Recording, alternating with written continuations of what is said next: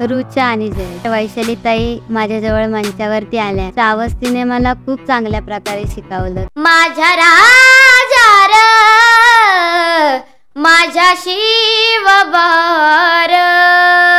नमस्कार मित्रांनो, hello guys, कसे आहात?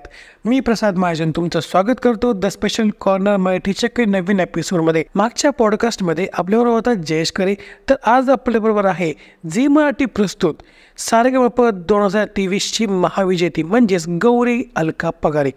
तर आज आपण तिच्याबरोबर गप्पा मारणार आहोत. So let's enjoy the podcast.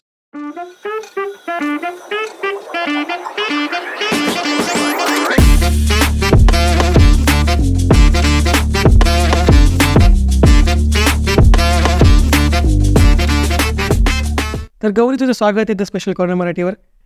तर तू सारेगमप सारखी एक मोठी स्पर्धा जिंकली आहेस, हो, तर तू महाविजेती होतीस, तर काय वाटतंय आता?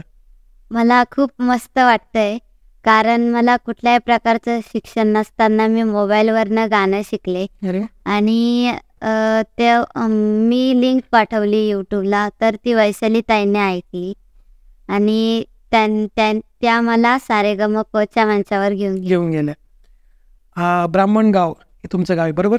तर या गावातून येऊन तशी तुझी परिस्थिती पण चांगली नव्हती. खरं तर परिस्थितीतून प्रवास करून तू सारेगमपसाठी सिलेक्ट झालीस.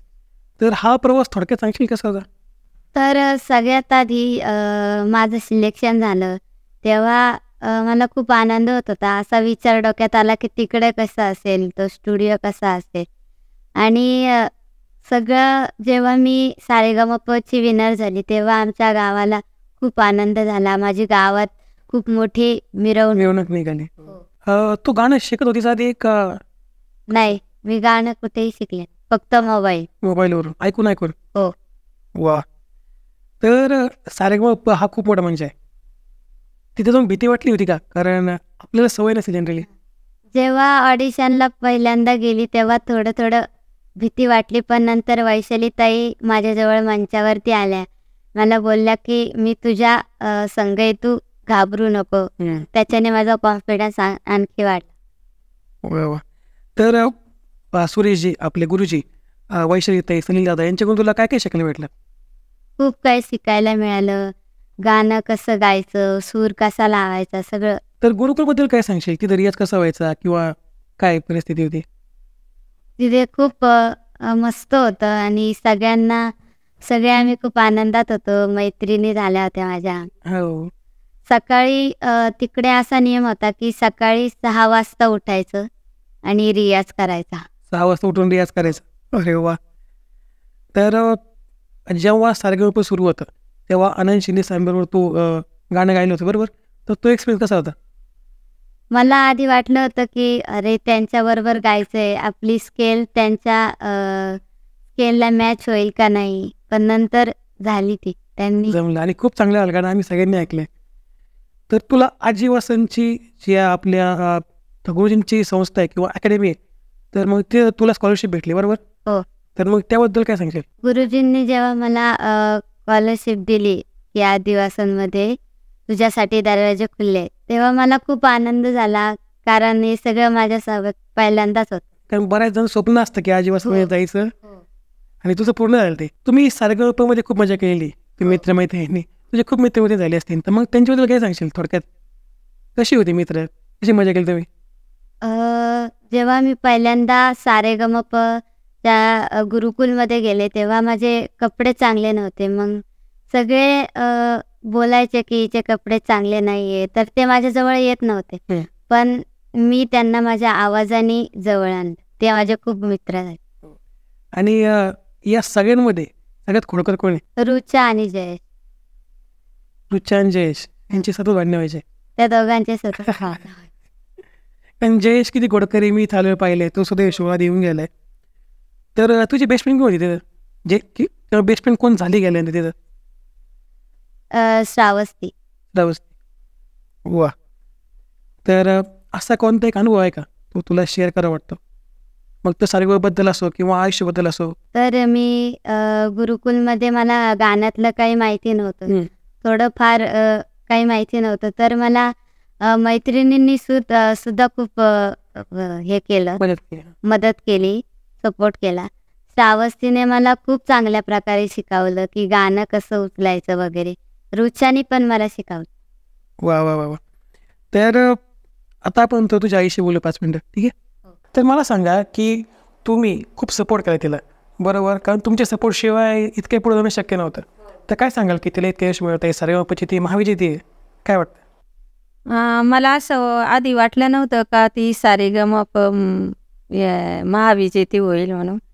पण मग तिनं तिच्या कष्टाने म्हणजे रियाज वगैरे गाणे कसे हे करायचे ते तिच्या पद्धतीनेच तिने केलेलं आहे सगळं. गाणे ऐकून मोबाईलवर म्हणजे आमची परिस्थिती नव्हती मग अशी शिकायला.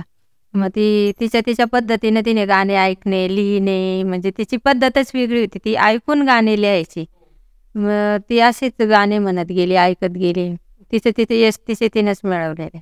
आणि झी मराठीने तिला खरंच न्याय दिलेला आहे. कारण हो, झी मराठीने इतका सपोर्ट केला गौरीला, तर पुरेपूर तिला न्याय दिलेला आहे झी मराठी. थँक्यू तुम्ही आलात. आणि आता आपण परत गौरीशी थोड्या प्रमाणात. तर गौरी तू आलीस आणि आम्ही तुला बिना गाण्याचं सोडू असं शक्य होणार नाही. तर तुझ्या आवडीचं एखादं आमच्याकडे झालं तर?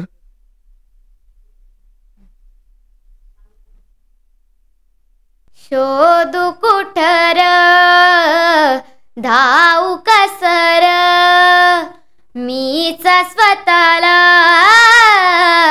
पाहू कसर या मावळ्यातून मावळून तू कधीच गेलार माझ्या राजार माझ्या शिवबार माझ्या राजार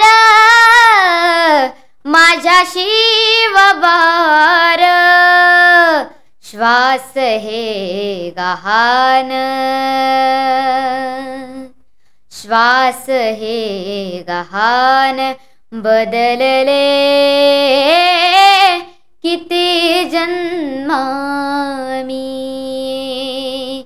पायाची वाहन होऊ दे रे एकदा तरी डोळे मिटून घेतो मी तुझ्या पाशी येतो डोळे मिटून घेतो मी तुझ्या पाशी येतो मांडी तुझी देखदा माझ्या उशालार माझ्या राजार माझ्या शिवबार माझ्या राजार माझ्या शिवबार माझ्या राजार माझ्या शिवबार माझ्या राजार माझ्या शिवबार. वा, लाईव्ह ऐकण्याची मजा खूप वेगळी असते. तर कमाल. तर थँक्यू सो मच गौरी, तू इथं आलीस, आम्हाला टाईम दिलास आणि आमच्याकडे तुझ्याकडे छोटीशी गिफ्ट आहे, घे.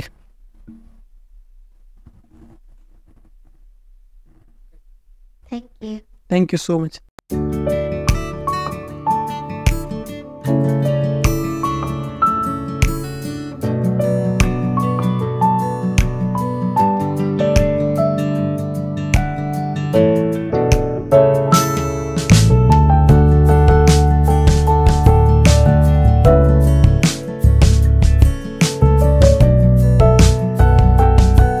So that's it for today.